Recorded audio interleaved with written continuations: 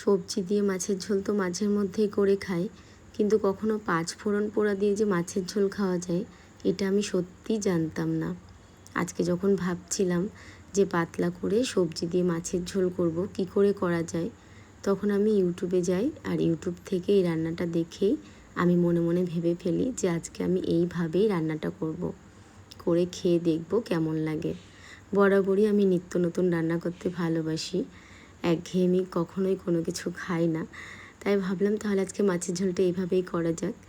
মাছের ঝোলটা যখন রান্না করছিলাম তখন শুধু মনে হচ্ছিল যে আদৌ মাছের ঝোলটা খাওয়া যাবে তো, এর মধ্যে না দেবো জিরে বাটা, না আদা বাটা, না পেঁয়াজ আদা রসুন কিছুই দেবো না, শুধু 5 ফোড়ন পোড়া দিয়ে মাছের ঝোল কেমন লাগবে খেতে।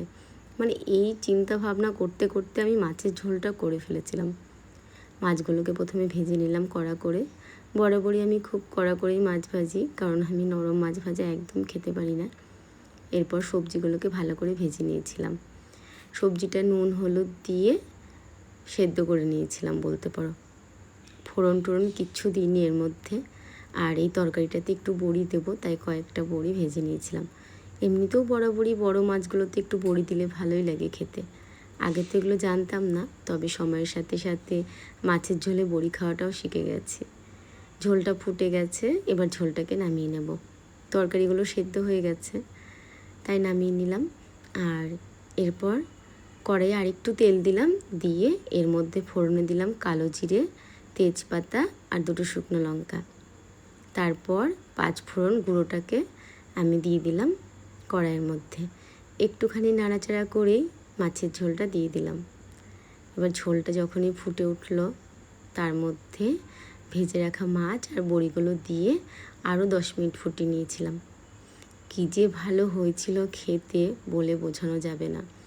আমি ভাবতেই পারিনি কোনো রকম মশলা ছাড়া এত সুন্দর একটা মাছের ঝোল হয়।